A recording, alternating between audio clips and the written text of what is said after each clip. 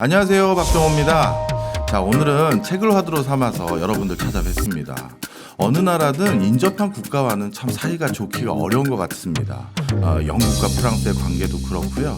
미국과 멕시코의 관계도 그렇고, 많은 나라들이 인접한 국가들과는 정말 뭐랄까요, 사이좋게 지내기가 정말 어렵다라는 소리를 많이 하는데요. 사실 우리도 예외는 아닌 것 같습니다. 우리 바로 밑에 있는 일본과도 여러 가지 역사적 반목들이 많았던 것이 사실인데요. 뭐 굳이 여기 계신 분들에게 그 역사적인 현장들을 하나하나 읊어대지 않아도 누구보다 더 잘 아시리라 생각됩니다. 하지만 근간 몇 년간의 한일 관계는 1965년 국교 정상화 이후 전례를 찾기 어려울 정도로 정말 관계가 크게 악화된 것 같습니다. 그런데 이 악화된 원인은 도대체 무엇인지, 어디에서 또 그 해법을 찾아야 되는지 많은 것들이 궁금했는데요. 제가 우연치 않게 이런 한일 관계가 지금 어떻게 전개되고 있는지를 역사, 그 다음에 정치, 경제, 사회 분야 전 분야를 아울러서 하나하나씩 전부 다 비교 대조하면서 원인도 분석하고 앞으로의 진단도 함께 한 책이 있어서 제가 오늘 소개드리려고 이렇게 찾아봤습니다. 바로 한일 역전이라는 책인데요. 오늘은 그래서 이 한일 역전, 일단 단어부터 또 생소하실 거라고 생각이 드는데요. 그래서 한일 역전의 저자 동북아 역사재단의 이명찬 명예연구위원님과 함께 얘기 나눠보도록 하겠습니다. 위원님 안녕하세요. 네, 안녕하세요. 예, 위원님 본격적으로 책 얘기하기 전에요. 네. 저도 사실 다독하는 거 좋아하는 스타일이고요. 제 분야 아닌 책 읽는 거 되게 좋아하거든요. 그런데 진짜 간만에 저자의 방대한 지식에 깜짝 놀란 책을 오랜만에 읽은 것 같습니다.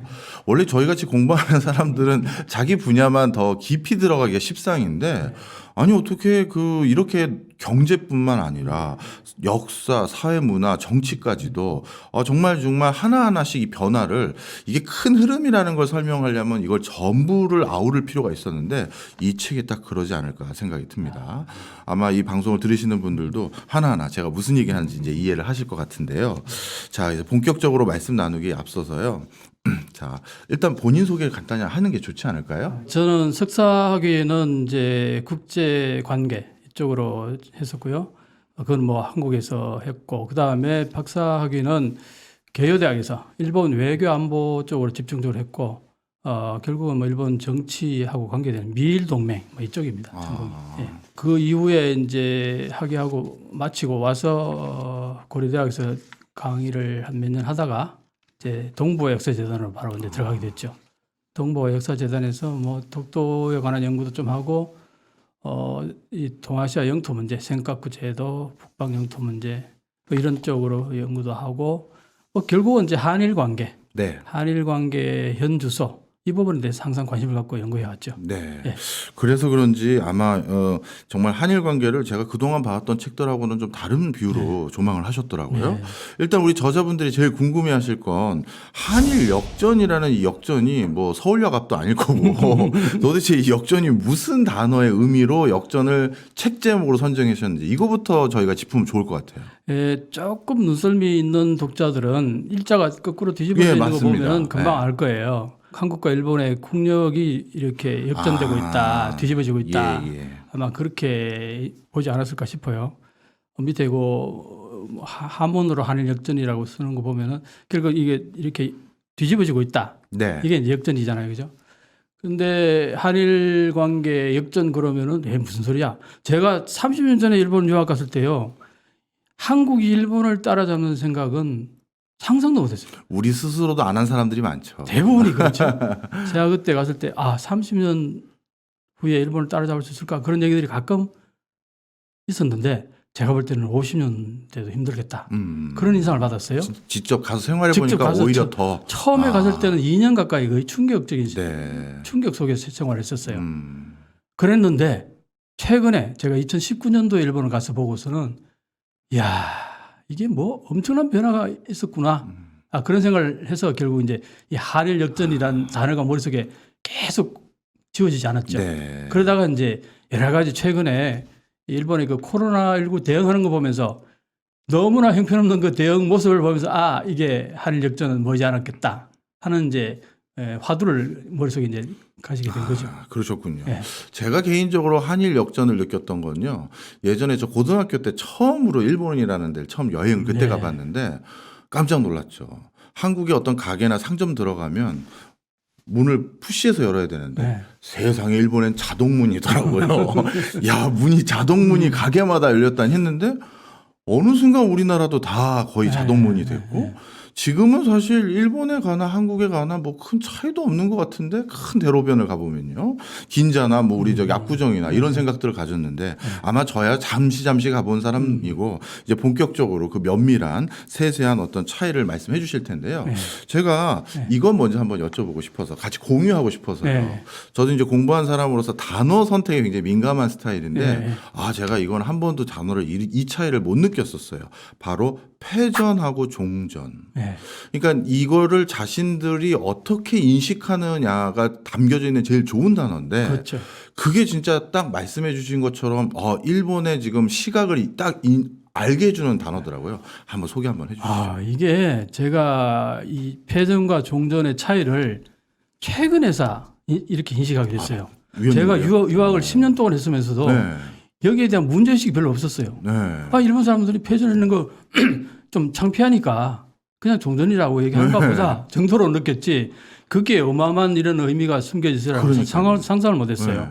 근데 이제 영속패전론이라는 책을 쓴 젊은 학자가 있어요. 이번에 일본에 한 9개월 있으면서 굉장히 친하게 지냈는데 그분이 영속패전론 속에서 이 종전과 패전의 차이를 명확하게 짚어줬어요. 결국 뭐냐니까 일본이 패전이라고 얘기하지 않음으로 인해서 그냥 전쟁이 끝났기 때문에 누군가가 책임져야 될 필요가 없는 거죠. 그렇죠. 패전이라고 하면은 패하는 거에 대한 책임 추궁이 따를 수밖에 없는데 종전이라 그러니까 그냥 거기서 멈춘 거예요. 네. 그러니까 아무도 책임질 일이 없는 거죠. 그걸 의도적으로 했다는 겁니다. 이 전쟁 책임론자들이 책임을 져야 될 사람들이 그러니까 이게 이제 일본 국민들도 처음에는 패전했다고 생각했겠죠. 그런데 뭐 앞으로 계속 얘기하겠습니다만 냉전이 터지면서 미국이 잘못했던 사람들을 다 추방했다가 다시 다 끌어들어죠. 역코스라 해요. 리버스 코스. 그래서 그 사람들을 다시 기용하게 됐잖아요. 가장 대표적인 게 상징적인 게 아베 총리의 외조부 그렇죠. 기시노부스키 A급 전범 용의자였던데 이분이 3년 반을 감옥에서 A급 전범 용의자로 감옥에 있다가 복권이 된 다음에 총리까지 하잖아요. 그렇죠. 이게 말이 됩니까? 그러니까 그때부터 이제 한마디로 말해서 일본에는 패전의 책임은 사라져 버리는 거죠. 미국이 어떤 의미에서는 다 복권해줘 버렸다 보면 돼요. 여기서부터 꼬이기 시작한 거죠. 그렇습니다. 저도 책에서 말씀해 주신 구절을 읽으면서 깜짝 놀랐던 게 진짜 바로 비교를 해 주셨잖아요. 일본은 나치 전범들을 그렇게 많이 어떻게 보면 단죄했는데 미국이요. 근데 일본에 대해서는 진짜 생각해 보니까 그 기시노부스케라든가 사토 에이사코라든가 이런 분들을 뭐 그냥 총리까지 다들 올라가셨고 그랬으니까요. 이 처음 시작부터가 이런 시각에서 출발했구나라는 생각을 딱 갖게 됐습니다. 자, 그러면 이제 본격적으로 이렇게 일본이 역사의식이 이런 식으로 출발했다는 걸 알게 됐는데요. 그러면 이제 좀 더 구체적인 말씀 드려보겠습니다. 일본 유학에서 방문연구원으로 일본에 오랜 시간 동안 머물러 있었었는데요. 예전의 일본, 그때 일본과 한국의 비교점하고 지금은 뭐 우리가 좀 더 높은 것도 있다 아니면 비슷비슷해졌다 이런 걸 좀 체감적으로 느꼈던 것들 몇 개 말씀해 주시면 좋을 것 같아요. 먼저 제가 94년도에 처음 일본을 갔을 때 느꼈던 감상을 살짝 말씀드릴게요. 그때 갔을 때 서울의 모습을 잠깐 보면요. 항상 데모가 많아가지고 서울 시내 그 길거리에 심겨져 있는 척백나무 이런 거 있잖아요. 조그만한 그런 나무들이 그 최루탄 맞아가지고 허옇게 되면서 또 불을 탄 자국 이런 것들. 그 다음에 도로에는 깨진 벽돌들이 뒹굴고 그랬었어요. 지금으로는 상상이 안 가죠. 그렇죠. 94년도 제가 일본 갈 때 서울 시내 풍경이 그랬어요. 그리고 서울역 앞에는 그 버스들이 뒤엉겨 가지고 승객들이 서로 타려고 하는 그 모습들이 그게 그 당시 94년도에 서울의 모습이었어요. 근데 일본에 가니까 지금 한국의 지금 교통 상황 못지않게 그렇게 깔끔하고 좋아.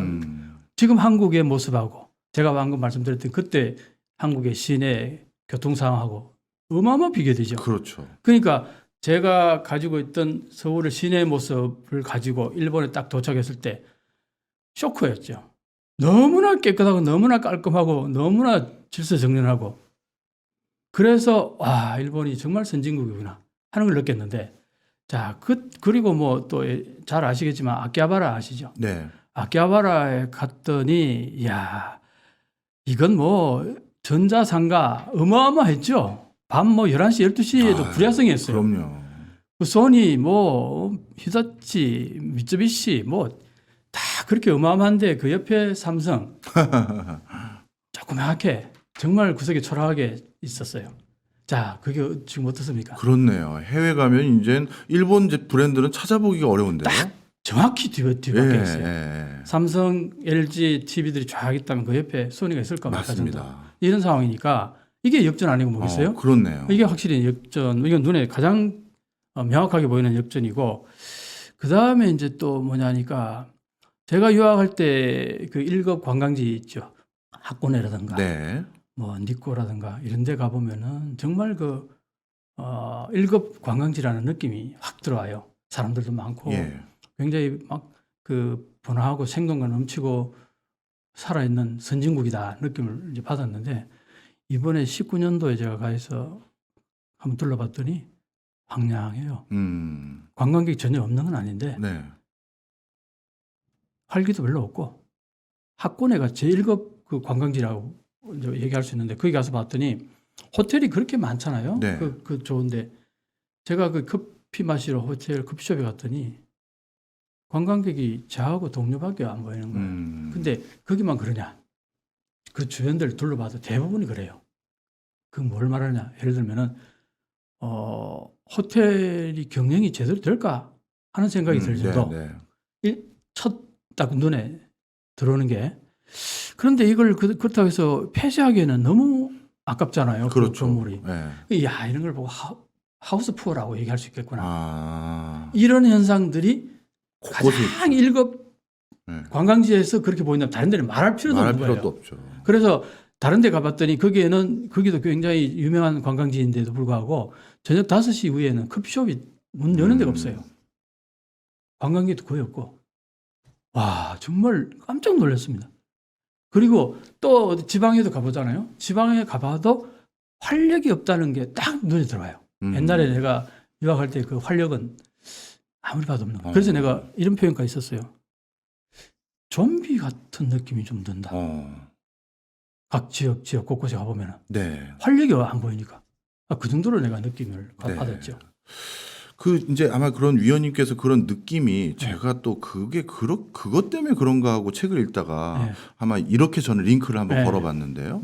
일본엔 의외로 혐한 서적들이 많다라는 말씀을 해주셨더라고요. 아니 뭐 물론 우리나라도 뭐 일본을 좀 뭐 이렇게 비하하거나 일본에 대해서 지탄하는 서적은 있죠. 근데 우리는 피해 당사자고 그래서 우린 그러려니 하는데 아니 저는 이런 생각이 드는 거예요. 당연하죠. 그런데 그럼 왜 이들은 혐한 서적이 있을까 생각을 했다가 저는 일견 그런 생각도 들더라고요. 요즘 우리가 많이 쫓아오니까 그것 때문에 일부러 좀 이렇게 혐한 정서가 있나 저는 그냥 제 딴에 그런 생각을 해봤는데 그 원인 분석은 어떻게 하십니까? 방금 말씀하신 그대로예요. 오. 그게 일본의 1급 한국 전문가가 그런 얘기를 해요. 네. 결국은 일본이 지금 이 정체되고 과거에는 한참 저기 발바닥에 위치했던 한국이 스물스물 기울로 와서 자기들 넘어서는 같은 느낌이 드니까 못 견디는 거죠. 이게 다 혐한으로 이제 가는 겁니다. 그리고 그 혐한이 주로 어떤 사람들이냐 하면은 60, 70, 80대 장노년층들 남성. 네. 왜 그러냐? 이분들은 옛날에 자신의 그게 있거든요, 생각이. 자신의 그 이미지가 있잖아요. 자기가 20, 30대, 40, 50대 어마어마하게 일본이 좋았잖아요. 그렇죠. 그때 한국의 모습은 형편없었단 말이에요. 형편없는 정도가 아니라 기억하실 거예요, 위원님도. 우리 동부 이천동 이런데 일본 엔지니어 한번 초대해가지고 모시고 있으면서 기술 한번 전수 받으려고 했던. 그렇죠. 그러니까요. 야. 그런 모습들을 다 기억하고 있는데 지금 보니까 한국이 조금 살만해졌다고 기어오르려고 그러네.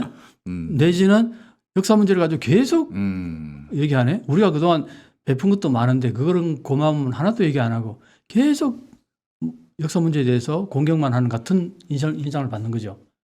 근데 방금 얘기했듯이 사실 깔끔하게 정리를 했으면은 그러지 않겠죠. 지금 뭐 독일과 그 피해 당사국들하고의 관계는 깔끔하게 정리가 되니까 이런 문제가 별로 없잖아요.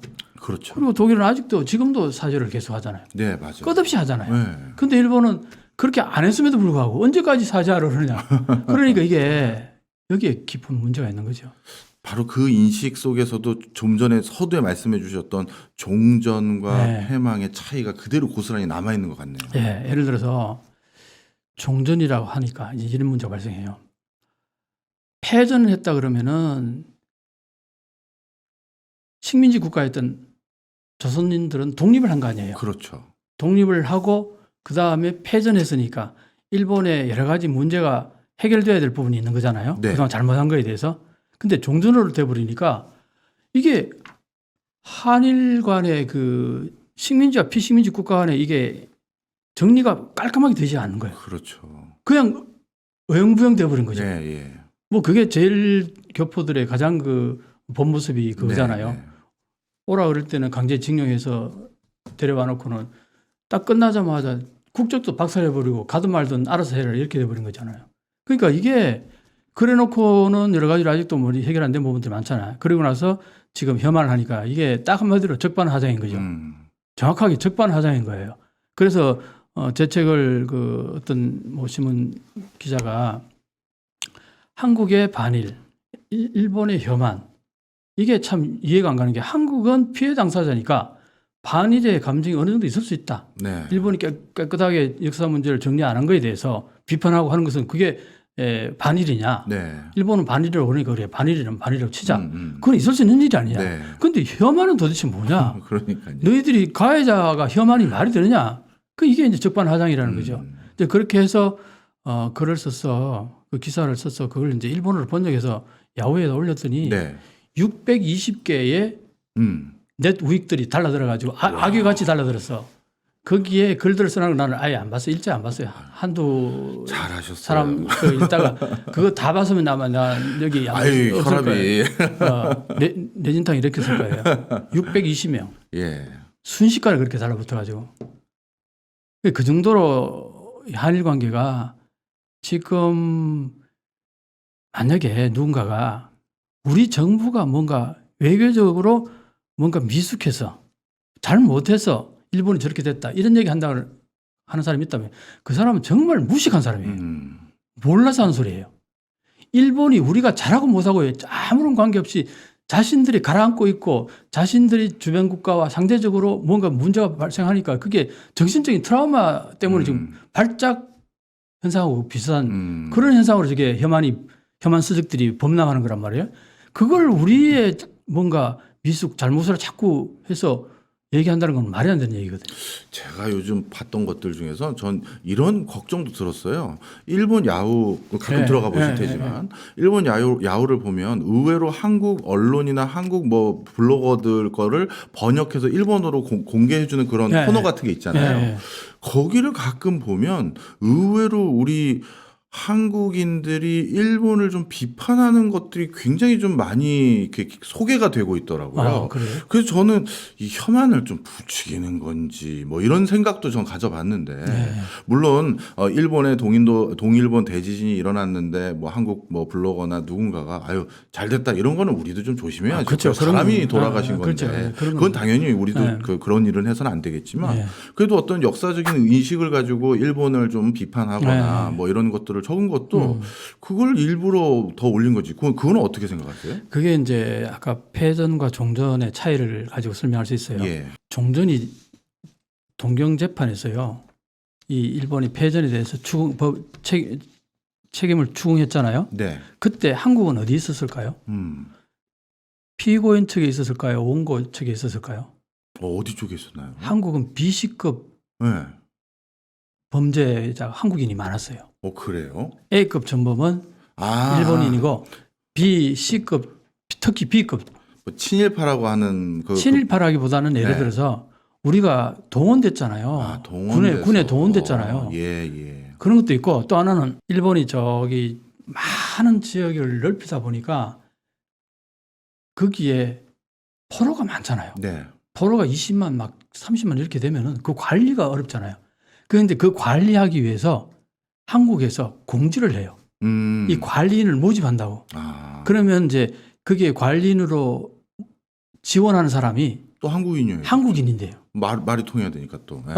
그리고 왜 한국인이 갔냐 하니까 그렇게 감으로 인해서 군대 징용을 면하는 거예요. 아. 그러니까 어차피 징용으로 가서 군대를 가가지고 징병으로 가서 전사하는 것보다는 그게 낫겠다. 그게 낫겠다 해서 거기 지원을 많이 했어요. 그때 그 지원하는 사람들 중에 상당히 그 뛰어난 능력자들이 많았다는 겁니다. 네, 네. 대학 교육을 제대로 네, 받았고 네. 그런 사람들이 나중에 동경 재판에서 음. B급 전범 재판 받아서 사형 당한 사람들이 꽤 많았어요. 음. 그러니까 지금 보면은 피고인석에 한국인이 일본인하고 같이 앉아 있었어요. 그렇군요. 원고 측이 앉아 있었던 게 예, 아니에요. 예, 예. 그래서 이게 그러면 왜 원고 측이 못 앉았었냐면은 그 장정 혹시 책 들어봤어요? 아니, 그 잘 모르겠어요. 김준엽 씨가 썼는 장정이라는 네. 책이 있는데요. 그분이 옛날에 독립운동하던 얘기를 쓰는 책이에요. 네. 거기에 학도병으로 끌려갔다가 예. 탈출해가지고 예. 임시정부를 찾아가서 예. 거기에서 훈련을 받아요. 예. 그 뭐랄까 특수부대 훈련을 받아가지고 예. 이제 연합군에 참가하려고요. 예. 그래야지 우리도 연합군의 일원이었다는 걸 보여줄 수 있잖아요. 아, 예, 예, 예. 방금 말했듯이 우리는 그 당시에는 일본 학도군으로 끌려가가지고 일본인으로 싸운 거라고 말해. 일본군으로. 그러니까 연합군이 승리할 거 명확한데, 자 전쟁이 끝나고 나서 한국은 어디에 있어야 될 거냐 이거야. 아. 이런 문제가 있으니까 결국 그때 김준엽 씨 같은 분들이 이청천 우리 독립 그 대장 그분하고 그때 훈련을 받고 이제 전투에 참가하려고 비행기를 타고 오다가 천황의 항복 선언을 듣게 돼요. 아. 그래서 비행기 안에서 엄청 그 통곡을 했다 그래요. 왜? 전투에 참전했으면 한국도 이기는 건데 승전. 연합군의 일원으로서 등록을 할 수 있었는 그렇죠. 그 기회를 놓쳤다는 거죠. 그 결국 뭐냐? 동경재판에서 한국은 피고인 측에 앉아 있었다는 거예요. 아. 너무 안타까운 소식. 그러니까 패전에 대해서 한국이 뭐라 그러면 일본에서 뭐라 하는지 알아요? 너희들 그 당시 어디에 위치에 앉아 있었는지 제대로 알고나 얘기하냐 이렇게 얘기를 해요. 참 이거는 우리가 참 씁쓸한 우리 아주 역사네요. 씁쓸한 거죠. 예. 자, 그래서 네. 이제 그런 어떤 종전 상황까지 이제 저희가 조망을 했고요. 그 뒤에 아베 저 정권까지 쭉 설명해 주신 걸 한번 관통하는 걸 제가 살펴봤더니 네. 생각해 보니까 일본은 물론 중간에 잠깐은 있었습니다만 정권이 우리나라처럼 막 계속 뭐 여당 야당 바뀌고 이런 게 없고 네. 계속 어떻게 보면 저 세계대전 때부터 지도층이 쭉 끌고 오는 거고 더욱더 놀라운 건 저도 책을 읽고 처음 알았어요. 원래 저희들 어렸을 때만 하더라도 저는 이런 생각이 있었거든요. 젊었을 땐 좀 진보적인 성향이 있고 혈기가 넘치니까요. 피도 뜨겁고. 그래서 나이가 들면서 조금 세상과 타협해서 보수가 된다 이렇게 생각했는데 세상에 저도 읽으면서 깜짝 제일 놀랐던 대목이 일본에서 30대가 그렇게 보수 성향이 있다는 걸 이번에 처음 알았습니다. 아, 그래요? 이게 어떻게 된 건가요? 아, 글쎄요. 그게 참 놀랍죠. 네. 그래서 그게 왜 그럴까? 결국은 이제 그 자민당 지지하는 그 이유를 세 가지를 제가 이제 책에 설명했는데 그 중에 하나인데 젊은 사람들이 왜 자민당을 지지하느냐? 특히 아베를 지지한 이유가 이런 거예요. 이게 아베 정권이 들어서는 그 배경이 뭐냐면은 일본이 가라앉고 있어서 아베가 오히려 지지가 되는 거예요? 지지가 된 거예요. 오. 1차 아베 내각 때 1년 있다가 물러났잖아요. 그걸로 사실은 끝나요. 네. 보통 끝나는데 이게 다시 등장한 거 아니에요. 그렇죠. 그때 2007년 정도 된 것 그렇죠. 같은데. 그렇죠. 그러고 나서 다시 왔어요. 12년, 진짜. 한 5년, 5, 6년 후에 네. 다시 I will come back 한 거란 예. 말이죠. 그게 왜 그러냐니까 자민당 내에 인재가 없는 거예요. 그 전에 자민당에서 총리가 1년마다 바뀐 게 한 4-5번 정도 1년마다 예, 예. 바뀌었어요. 그러다 보니까 총리할 만한 인물이 별로 다 나갔구나. 다 나가고 없는 거예요. 그러다가 민주당께로 넘어갔죠. 네. 민주당이 3년 한 반 정도 그 동일본 대지진 때문에 완전히 민주당이 막 폭삭 망하는 바람에 네. 그다음에 이제 자민당으로 다시 넘어왔잖아요. 네. 그러니까 그때 이제 총리할 만한 사람이 아베 다시 컴백을 한 거죠.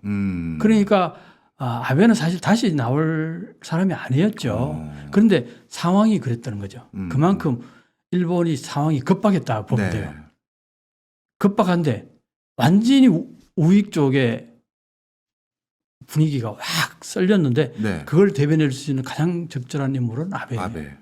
가장 우익적인 인물을 우익들을 통괄할 수 있는 그러니까 우익의 괴수라고 보면 돼요. 아베가. 네. 그러니까 아베가 딱 등장하니까 자 그동안에 민주당 정권이 완전히 무너졌다고 그랬잖아요. 네. 야당이 완전히 무너져 버렸어요. 네. 그러니까 야당이 무너져 버리니까 여당이 독주를 할 수밖에 없는 그 아베가 뭐 계속 가는 거예요. 자 그래서 오래 가다 보니까 젊은 사람들은 뭐냐면은 자기가 투표권을 가지고서 투표하기 시작했을 때부터 늘 아베가 총리였던 거예요. 그러니까 총리는 아베인 줄 당연히 인식하는 거고. 네. 그다음에 또 하나는 이제 우리도 20대가 굉장히 어렵잖아요. 취직이 힘들고 뭐 비정규직 네. 문제도 있고 일본도 비정규직이 한 40%는 돼요. 네. 자 그러다 보니까 경제적으로 힘들다 보니까 아르바이트를 많이 해요. 네. 근데 일본에서는 아르바이트를 해서 잘하면 한 20만 엔 정도는 벌어요. 네. 20만 엔에서 좀 열심히 하면 25만 엔까지. 그럼 먹고 사는 데는 뭐 그런 대로 크게 지장 없으니까 그렇죠. 그걸로 만족하는 거예요.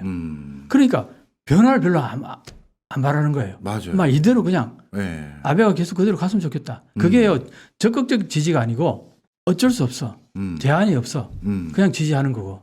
또 하나는 이렇게 인상하면 가장 유추하기 쉬울 거예요. 제가 어릴 때는 고등학교 때는 박정희 대통령이 네. 16년 넘게 대통령 했잖아요. 예. 그러니까 대통령은 박정희 당연히 대통령은 박정희가 하는 줄 알았어요. 약간 일반 명사가 됐었어요. 그렇죠. 네. 그게 일본의 젊은 애들도 당연히 아베가 자민당이 정권 잡는 건 당연하고 아베가 총리하는 건 당연한 걸로 인식해 버리는 거예요. 네. 이게 그러니까 보수화가 돼버린 거죠. 그런 데 있었군요. 네. 어쩐지 저도 청년들이라면 뭔가 변화를 선도할 줄 알았는데 그리고 또 이렇게 경제적으로도 약간 그렇게 본인들의 기본적인 생활이 보장되니까 그걸로 만족하려는 기준도 있고 현 시스템에서 이해했습니다. 자, 그래서 이런 과정에서 그러면 이 보수 성향이 젊은 계층까지도 지속되고 있고 혐한 서적들은 계속 넘쳐나고 있고 또 우리 정부 입장에서는 우리 국민 입장에서는 아직 좀 풀어야 될 게 더 남아 있는 게 분명한 사실로 보이고 그러면 이 한일 간의 갈등은 어느 정도 이렇게 보이는데 이 한일 양국에서 또 독특한 게 제가 되게 재밌게 읽은 게 중국을 쳐다보는 게 또 전혀 좀 관이 다르더라고요. 다르죠. 네, 그것도 한번 소개 좀 해주시죠. 간단합니다. 제가 유학할 때는요 중국을 위험 논의를 해가지고 중국을 엄청 비난을 많이 해서 비판 많이 했어요. 일본에서요? 일본에서요. 네, 네. 지금은 별로 없죠. 지금 별로 없죠. 그 왜 그렇다고 보세요? 왜 그러신가요? 진짜 그것도 신기하네요. 신기할 거 없어요. 왜요? 중국이 힘이 세니까 그래요. 그러니까 이제 인정을 해버린 거예요? 2010년도에 네. 중국과 일본의 GDP가 딱 역전돼요. 2010년도 정확히. GDP 총액이. 네. 그때 센카쿠에서 한번 붙었잖아요. 네네네. 그때 중국이 강하게 밀어붙였어요. 그렇죠. 도광양회에서 대국 굴기를 하는 그 시점이 2010년도 그 센카쿠 제도에서 일본하고 한번 붙은 것 때문에. 전 진짜 깜짝 놀라서 일본이 그렇게 백기투항할 줄 몰랐어요. 그러니까요. 중국이 그냥 강하게 밀어붙인 거예요. 네. 그때 일본이 꼬리를 내리면서 그 뒤로 중국한테 깨갱한 거죠. 그 이후로 쭉. 네, 왜? 네. 중국은 90년대 초반에요. 중국이 일본에 한 10분의 1 정도 됐을까요? 네. GDP가. 지금은 3배 가까이 되죠. 그렇죠. 그렇죠. 그러니까 중국은 한 20, 30배 성장하는 동안에 일본은 그대로 있었어요. 그렇죠. 오히려 약간 축소돼. 예. 그러니까 이게 너무나 극적이에요. 음. 그러니까 2010년을 경계로 해가지고 지금 일본이 중국에 대해서 별 큰 소리 못하고 그 징용공 문제, 강제징용 문제 그 문제만 해도 중국에게는 보상도 하고 다 했잖아요. 근데 우리는 안 하잖아. 그렇죠. 그게 결국은 국력과도 관계가 있고. 국력과 관계 있는 거죠. 그러면 그냥 잠깐 제가 그냥 그 독자로서 느끼는 게 이렇게 한일 역전이 지속되면 우리 배상금 청구 시한을 한 15년 정도 뒤에 하면 편하게 받을 수 있지 않을까요? 나는 그렇게 생각해요. 그러세요? 네. 그러시군요. 그래서 지금의 이 시점에는요. 네. 한일 역사 문제 해결하려고 너무 그렇게 할 필요 없다. 할 필요 없다. 하긴 요즘 미국이 막 중재도 들어오고 네. 우리 정부도 부담은 되거든요. 부담 예. 물론 부담이 되겠지만 네. 그렇다고 해서 지난번에 그렇게 해서 위안부 협정 맺어서 제대로 굴러갔습니까? 그렇죠. 결국은 맞아요. 네. 뭐랄까 이게 합리적으로 풀어야 되는데 가장 합리적인 것은요. 가해자가 솔직하게 사죄하는 거예요. 그거 외에 여러 가지 정치적인 뭔가 해가지고는 결국은 문제 발생하는 거예요. 네. 해결이 되지 않아요. 네.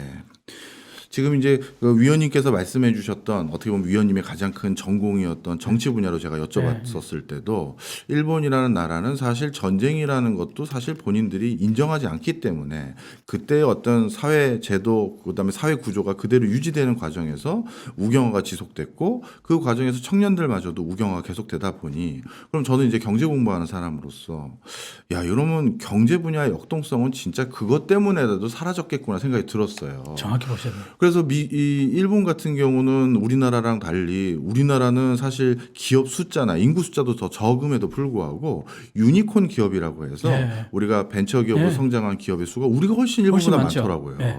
그래서 바로 일본의 어떤 변화를 두려워하거나 안 하려는 저 기질, 네. 저게 지금 일본을 우리가 오히려 뛰어넘을 수 있는 일본을 그래서 주저앉게 된 요인이구나 이렇게 생각이 들었는데 네. 그걸 또 아주 생생하게 전달해 주신 챕터가 네. 이번 코로나 방역에 대응하는 모습으로 설명을 해 주셨더라고요. 네. 그래서 제2방역과 K-방역을 네. 아날로그 대 디지털 네. 이렇게 설명해 주셨는데 저는 네. 요 대목도 재밌었는데 이것도 좀 설명 좀 해주세요. 제가요 이 책을 쓰게 된 결정적인 동기가 코로나19에 대한 일본 정부의 대응을 보면서 네. 깜짝 놀랐어요. 네, 예. 왜냐하면은 내가 이제 유학할 때만 해도 제가 치과에 한 간 적이 있어요. 네. 일본에서. 그러니까 뭐랄까 일본의 그 의료 시스템은 세계 제일이다. 뭐 이런 얘기를 많이 듣고 네. 실제로 가서 보니까 뭐 잘 하는 것 같고 네. 그러니까 그 인상이 남아 있었단 말이에요. 그랬는데 이번에 대응하는 거 보니까 이게 너무나 형편없더라고요. 그래서 왜 그런가 봤더니 예. 이게 디지털화가 안 돼 있는 거예요. 모든 게 아날로그인 거 아직도. 정부 시스템이 네. 가장 대표적인 게 뭐랄까 상징적인 게 뭐랄까 예를 들어서 홋카이도에서 한 대학생이 동경에 취직 원서 쓰러 왔어요. 네. 그러니까 홋카이도 대학을 졸업해서 졸업 증명서를 한 10부 정도 네. 프린트해 왔어요. 네. 넣다 보니까 몇 군데 더 넣고 싶어요. 10장은 네. 이미 다 써버렸고. 예. 그럼 우리는 어떻게 해요? 그냥 인터넷에 출력하죠. 인터넷 출력하면 되죠. 예. 이 사람은 학교를 가야 돼요? 홋카이도 학교로 가야 돼요. 대박이네요. 최첨단 IT 가전제품을 만들어 왔던 일본이라는 나라에서 IT 가전제품 만든 적 없어요. 하긴 그냥 가전이네요. 그냥 가전이죠. IT는 아니었네요. IT는 생각해보니까. 아니에요. 예. 야, 그럼 다시 홋카이도를 가서 출력을 다시 해서 가져와요. 출력해서 해야 돼요. 와. 주민등록등본 이런 거 우리 있잖아요.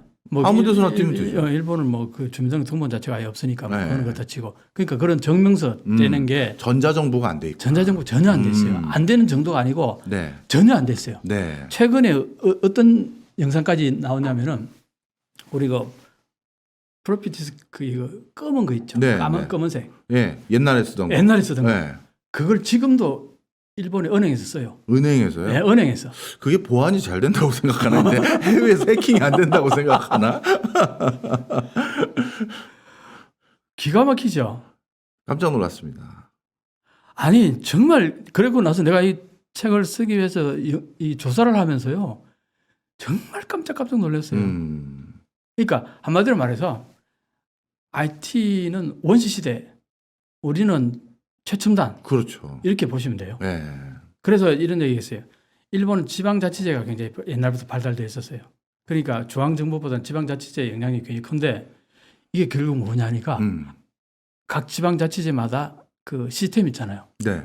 각자 자기들 알았어요. 아. 그러니까 1,700개 가까이 지방자치제가 있으면 1,700개의 시스템이 있는 거예요. 이게 서로 그게 호환이 안 돼요. 보안이 안 되네요. 이게 말이 돼요? 야. 그래서 지금 예를 들어서 IT화를 하려고 그러면 스가 총리가 취임하고 나서 제일 먼저 하려고 하는 게 IT청을 만들었잖아요. 예, 예. 하려고 해도 전혀 진전이 안 되는구나. 안 되는 게 왜 안 되냐? 1,700개를 하나로 묶는 게 가능하겠어요. 그렇죠. 그거는요. 옛날에 우리 전두환 독재정권 같은 그런 무지막지한 정권이 들어서 누르지 않는 한. 누르지 않는 한 거의 불가능하다 보면 돼요. 말씀을 듣고 보니까 이제 확 이해되는 게 있었어요. 네. 우리나라는 이 교통카드 하나면 네. 어디든 가는데 그렇죠. 세상에 일본에는 이 지하철에서 저쪽 지하철로 다른 동네 살짝 넘어가면 이건 또 안 되고 다시 사야 되고 다시 사야 되고요. 뭐 별의별 걸 몇 개를 사야 되더라고요. 네. 아, 그게 딱 생각해 보니까 지금 말씀하셨던 그런 행정제도의 어떤 분절함 네. 이런 것들 때문이군요. 네. 당연히 이 코로나19와 같이 많은 지자체가 서로 협력해야지만 호환해야지만 대응할 수 있는 것들에 당연히 일본이 취약할 수밖에 없네요. 자, 이것도 그렇죠. 또 하나는 뭐가 중요하냐면은 우리는 어떻게 코로나 대응할 때에 물론 법도 지난번에 뭐 헤르스 문제 이런 것 때문에 미리 법 정비가 돼 있었고 또 그 법 정비로 인해 가지고 그게 돼 있었어요. 전 시스템이 다 대응할 수 있도록 예를 들어서 보건소, 대학교, 네. 대학병원, 일반 병원들까지도 전부 다 코로나 대응을 같이 대응할 수 있잖아요. 근데 일본은요 보건소밖에 할 수가 없어요. 근데 보건소가 기능을 잘하면 다행인데 기능 못하는 거. 보건소가 그동안 무슨 네. 일이 벌어졌냐니까 신자유주의의 물결이 몰아치면서 네. 보건소가 그 전에 뭡니까 백혈병이라든가 네. 우리 뭡니까 장티푸스 이런 거 있잖아요. 네. 거의 다 지금 사라지고 없어졌죠. 없어지는 네. 그런 걸 대응하는 게 보건소였다고요. 예. 그러다 보니까 그런 게 사라지니까 보건소의 기능이 축소된 거예요. 아, 지원도 잘 안 하고. 지원 안 하고 거의 그 반 내지 막 팍팍 기능이 축소되어 있는 예, 예. 상태에서 코로나19를 맞이해 버린대. 그런데 대응하는 거는 보건소밖에 대응을 못하게 만드는 거예요. 그럼 대학병원은 뭐냐? 대학병원 하려고 해도 못하게 하는 거예요. 후생노동성이. 네네. 자기들 나와버리라고. 네. 이게 말이 돼요, 이게? 음. 그러니까 진단 키트가 아예 별로 없는 거예요. 맞아요. 예. 그리고 코로나 대응이 안 되죠. 네. 그러면은 진단 키트를 우리 한국에 수입하면 됐을 거 아니에요. 전 세계가 우리한테 네. 수입 요청이 왔었잖아요. 그렇죠. 근데 아베가 그 수출 규제라는 아. 그 우책을 범합으로 인해 가지고 한국한테 요청을 못 하는 거예요. 그렇네요. 그러니까 엉망이 돼 버린 거죠. 그렇군요. 예. 예. 이렇게 이제 어떻게 보면 지금 뭐 역사적인 맥락, 정치적인 구조적인 이유 이런 것들이 지금 자연스럽게 경제 구조까지도 지극히 영향을 줄 수밖에 없는 상황이 이게 어떻게 보면 쫙 그림이 그려지네요. 그러시죠. 예. 네. 그리고 거기에다가 최근에 방역 대응에 어떻게 보면 실패 이것도 네. 다 귀결되는 부분이 있네요. 네. 자, 그런데 마지막으로 이제 또 이제 거의 책에 이제 저희가 벌써 책에 물론 이제 책에는 더 풍성한 얘기를 다 적어 주셔 가지고 네. 이제 큰 흐름을 이제 먼저 우리 독자들에게 일단 잡아 드리려고 하니까요. 네. 저는 이제 뭐 또 그 경제학자로서 제일 관심이 있었던 게 사실 제조 부분입니다. 네. 뭐 아무리 우리가 IT는 확실히 일본을 앞섰고 뭐 다른 많은 분야에서 앞섰다 하더라도 몇몇 저기 전통적인 제조 분야에 뿌리 산업이니 아니면 금형이니 열철이니 또는 특히 유압기계 만드는 분들은 우리 당대 일본의 유압기기를 따라잡는 건 쉽지 않을 것 같다라는 소리를 사실 최근까지도 하는 그런 부분들이 좀 있긴 있어요. 그런데 저는 잘 알죠. 무슨 용어인지. 헤이세이. 네. 그게 일본에는 그렇게 마지막까지 일본 경제를 지탱할 것 같던 제조마저도 지금은 흔들흔들하단 말이에요. 네. 여기에 대해서도 참 일목요연하게 그리고 그 OECD 통계까지 언급하시면서 잘 소개를 해주셨는데 좀 요약을 한번 해주신다면. 일본을 얘기할 때 장인정신 얘기하죠. 그렇죠. 장인정신. 그걸 뭐라고 불렀는데 제 이름을 까먹었어요. 어떤 얘기? 그 장인정신을 일본말로 뭐라고 표현한 게 있었었는데. 그래요? 하여튼 예. 그게 우리가 없다고 저희 때를 굉장히 그 교수님들이나 뭐라고 했었거든요. 그렇죠. 예. 예를 들어서 이런 얘기를 많이 하죠. 동경대 법대 나와가지고요. 뭘 하다가 아버님이 운영하는 라면 가게 있잖아요. 맞아. 그 100년 된 라면, 50년, 60년 된 라면 가게 그 아버님이 이제 물러나거나 아니면 돌아가신다. 그러면 그 아들이 그걸 물려받아요. 제 대학원 동기 중에 저희 파라소닉 다니던 친구가 있었어요. 그래서 제가 일본에 놀러 갔었을 때 가끔 이제 놀러도 가고 그랬었는데 어느 날 그 나고야 근처에 그 친구가 지점이 거기 있었었는데 그래서 나고야 근처 가서 야 친구야 나 놀러 왔거든 했더니 몰랐구나 나 그 파라소닉 그만두고 죄송합니다 나고야니까 도요다네. 도요다 그만두고 나 고향에 아버지 그 용접 그거 물려받았다는 거예요. 그래서 야 세계적인 회사를 다니다가 그걸 왜 물려받았냐 했는데 걔는 제 질문을 전혀 이해를 못 하더라고요. 이해 못 하죠. 당연한 거 아니라는 반응이었어요. 네. 근데 지금 그게 없어졌어요? 아니 그러니까 예. 아직도 그런 문제가 있죠. 예, 예. 그러니까 뭘 제가 그 얘기를 왜 꺼냈냐면요. 일본은 연속성을 굉장히 중시하는 그렇죠. 거예요. 연속성을 중시한다는 건 뭐냐? 변화에 대해서 대응을 못하는 거예요. 어, 왜? 어. 거기에 자기 하는 일들이 딱 있는 사람들은 네. 새로운 걸 받아들이지 않죠. 그렇죠. 그걸 하고, 덮하죠. 그냥. 하고 있는 걸 계속 하는 예, 거예요. 예. 그 여기에 대해서는 잘하죠.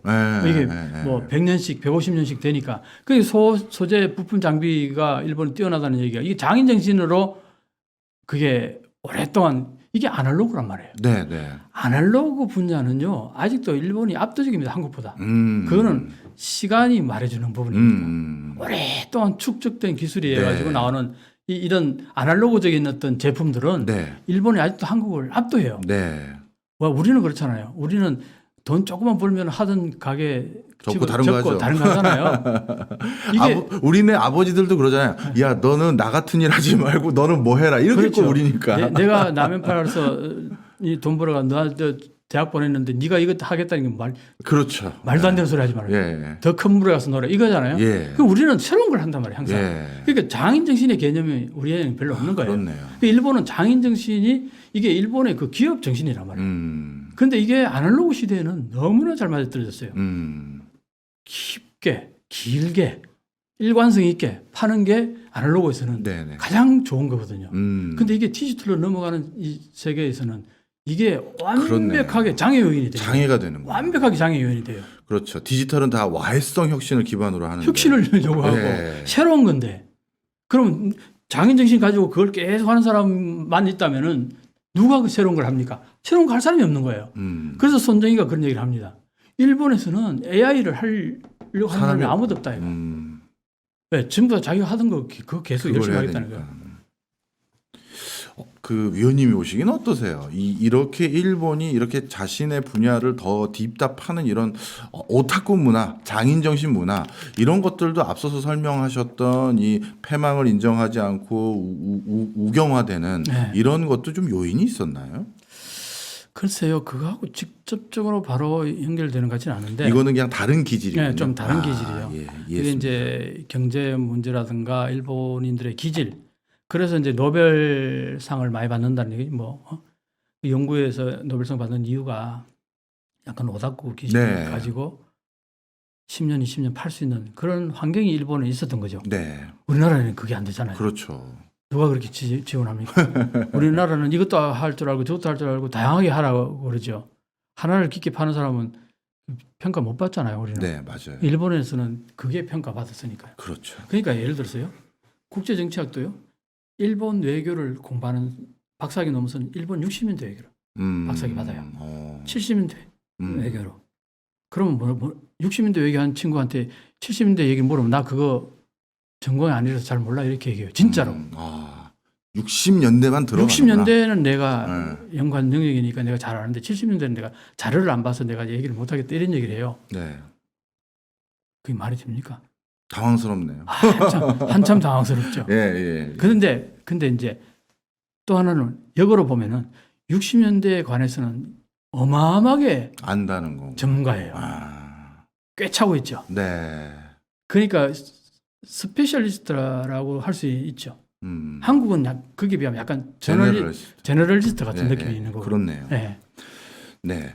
책에는요, 이거 말고도 예를 들어서, 일본의 투자 습관을 잃어버린 일본의 기업들이라든가 사내 인재의 재능을 살리지 못하는 일본의 기업 문화, 그 다음에 폐쇄적 조직이 심각한 문화 유산으로 작용하고 있는 일본의 모습들을 또 생생히 언급하고 계십니다. 그리고 이번 한일 무역 전쟁도 어떤 맥락에서 읽어야 되는지 설명을 다 하고 계시는데요. 이것까지 다 설명드리면 책 안 사실까봐 이거는 그런 게 있다 홍보한 거고, 이제 우리 저자님 모시고 위원님 모시고 이제 우리 한일 관계 미래를 마지막으로 좀 얘기하고 마무리하려고 합니다.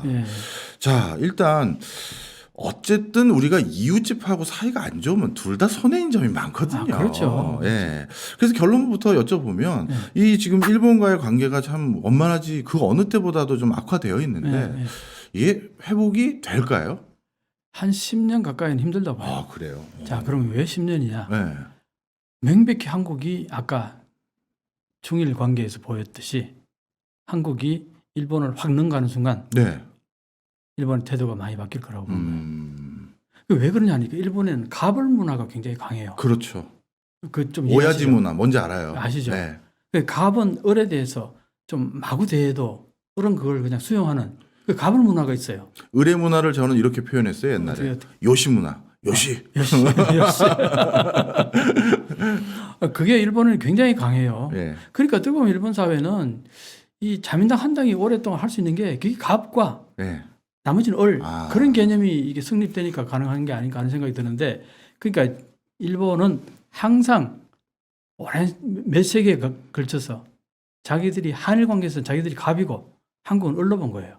그러니까 갑은 을에 대해서 좀 마구 대해도 된다. 되고. 그런 인식이 있는 거예요. 네. 자, 그런데 이게 바뀌면. 바뀌면 네. 완전히 달라져요. 그렇구나. 일본 사회에서는요. 네. 이런 얘기를 합니다. 그 종업원 있잖아요. 식당 종업원 하면요. 네. 종업원이 그 사람이 거기서 딱 아르바이트 끝내고 딱 사회 돌아가면 이 사람이 신분이 높은 사람이에요. 네. 그럼에도 불구하고 식당에서 만약에 종업원이 있다. 네. 완전히 을의 모습으로 돌아간다는 거예요. 갑은 고객은 이 식당 종업원에 대해서 굉장히 그 좀 마구 대하는 네, 그런 네, 네. 면이 없지 않아 있어요. 네, 예, 예. 근데 그게 자연스러운 거예요. 일본 문화에서는. 음. 갑과 을의 문화이기 때문에. 네. 그러니까 뭘 말하느냐 하면은 일본에는 그 전통적으로 갑을 문화가 상당히 그 특징적이다. 네. 자, 그게 확장되면은 한일 관계에 있어서 일본이 항상 한국에 갑이라는 인식이 강했다는 거예요. 네. 그러니까 이게 갑을 문화가 바뀌어야 되는 거야. 한국이 갑이고 일본이 을이 되는 순간 일본은 을의 자세로 돌아서는 거예요. 확 돌아선다는 거예요. 그 이게 없는 상태에서는요. 이거 일본이 갑이라고 아직도 자기들이 상당히 인식하죠. 지금도 인식하잖아요. 네. 그러니까 이게 역사 문제 해결이 안 되는 거예요. 그래서 내가 볼 때는 10년이면은 해결이 저절로 되겠네. 저절로 해결된다. 네. 괜히 그 외교력 낭비하지 말고 괜히 일본에 가서 기웃기웃하지 말고 네. 그냥 우리 정통으로 나가자. 냅두면은 네. 자연스럽게 해결된다. 세대 교체도 되고. 네. 자, 또 하나는 그거는 이제 세대 교체가 예를 들면은 10대, 20대들요. 일본의 여론조사 2019년도 6월 달에 일본 내각부에서 여론조사한 거예요. 네. 산케 신문이 실렸는데 네. 18세부터 29세까지 그 투표권을 가진 사람들이 한국에 대해서 친근감을 57.4%예요. 한국에 대해서 친근감을 느낀 게. 그때 가장 안 좋을 때였잖아요. 예, 예. 그리고 나서 한 달도 안 돼서 수출 규제한 예. 그 시점에 오. 여론조사가 그랬어요. 그럼 뭘 말하느냐? 일본의 젊은 세대는 한국에 대해서 혐한이 없다는 거예요. 그럼 뭐야? 이 사람들이 크면 어떻게 될 거예요? 을이 되겠네. 을이 되는 거예요. 네. 한국을 갑으로 보는 거예요. 갑으로 보는. 이미 보죠. 이미. 보죠. 맞아요. 한국이 자기들보다 위라고 보는 거예요. 예. 잘하고 있다. 예. 자기들보다 잘났다. 모든 면에서 20대들은 확실히 그렇게 느끼고 있어요. 맞습니다. 자, 이 사람들이 성장해서 앞으로 일본의 주역이 되면 한국을 바라보는 시각이 어떻게 될 것 같아요? 완전히 달라지죠. 예. 그러니까 지금 60, 70, 80대 지금 자민당 정권의 핵심 멤버들이 그 60, 70대들 많아요.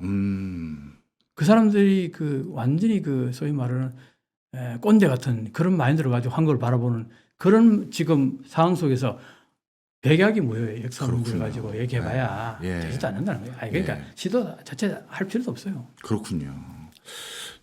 위원님 말씀 딱 듣고 보니까 제가 딱 그게 또 성광같이 지나가네요.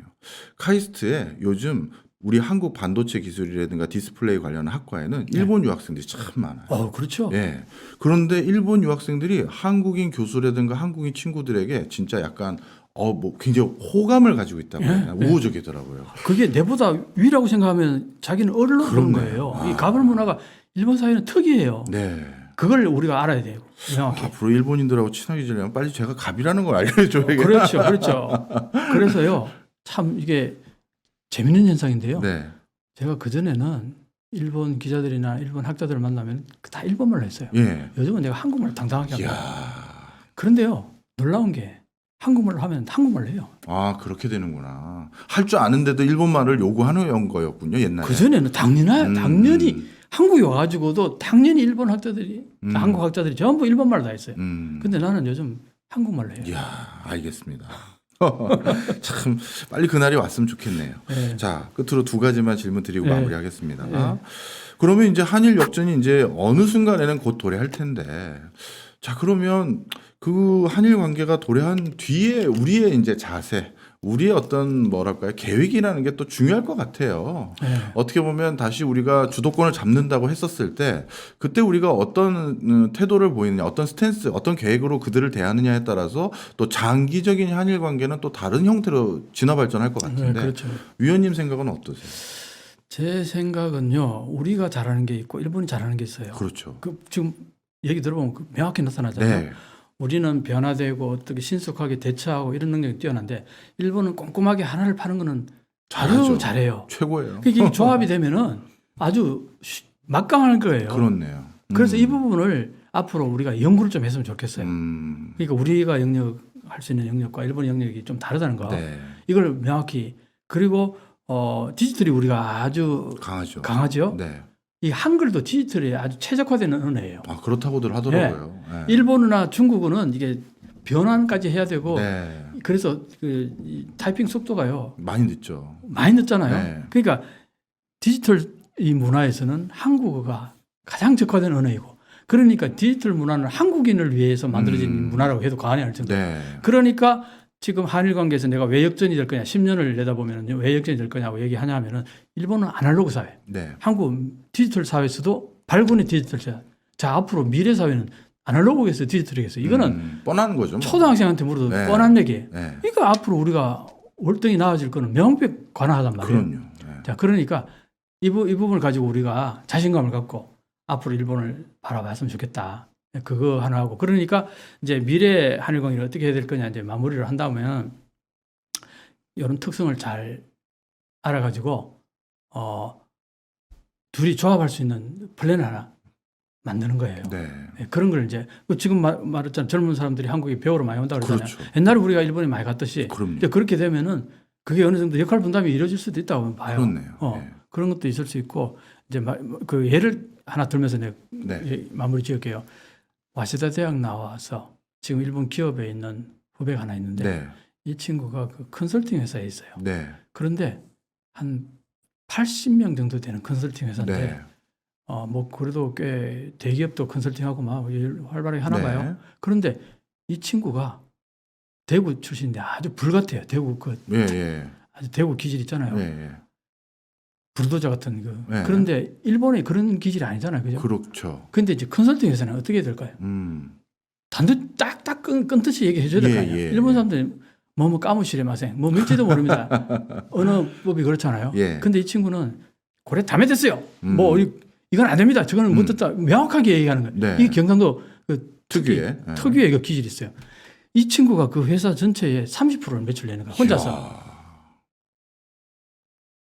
그러니까 질투도 많이 받았고 시기 질투를 많이 그렇겠네요. 받았는데 네. 그런데 오너가요 임원으로 앉혀버렸어요. 과장해서 고속승진 시켜버렸죠. 네. 그래가지고 꽤 힘들었나 봐요. 음. 그런 차에 내 책을 읽었어. 아. 읽고 나서 자기가 왜 힘들었는지 앞으로 자기가 어떻게 해야 될지 감을 잡으셨고. 완전히 감을 잡았잖아요. 네. 내 책을 읽고서.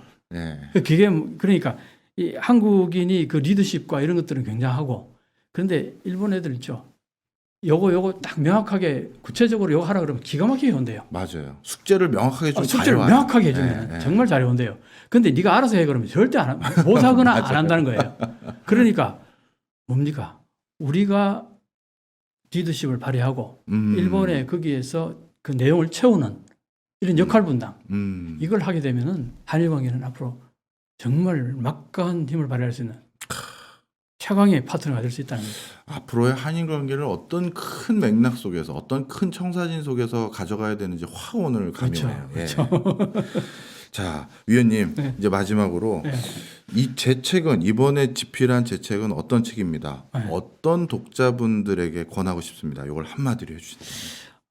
일본을 과대평가하고 있는 사람, 네, 한국을 과소평가하고 있는 네. 사람 여전히 많아요. 네. 이런 사람들이 읽어야 돼요. 책을. 알겠습니다. 그러면은 확 인식이 바뀔 겁니다. 네. 저도 더욱더 우리의 위상이 어떤지 확실히 느낄 수 있는 계기가 됐습니다. 예. 네. 자, 오늘 한일 관계 참 앞으로도 우리에게 중요한 파트너이자 굉장히 같이 갈 협력자이기 때문에 우리가 더욱더 일본을 많이 알아야 될 상황인데요. 그런 과정에서 일본과 우리의 관계가 지금 어떤 맥락 속에서 진화 발전해 오고 있는지를 아주 생생하게 객관적인 근거들과 역사, 철학, 그다음에 역사, 정치, 경제, 사회문화적으로 전방위적으로 조망한 책 오늘 한번 소개를 해봐 드렸습니다. 오늘 귀한 시간 함께 해주신 한일 역전의 저자 이명찬 동북아 역사재단의 위원님께 다시 한번 감사드리고요. 그리고 귀한 책들 집필하시느냐고 정말 고생 많으셨습니다. 감사합니다. 감사합니다.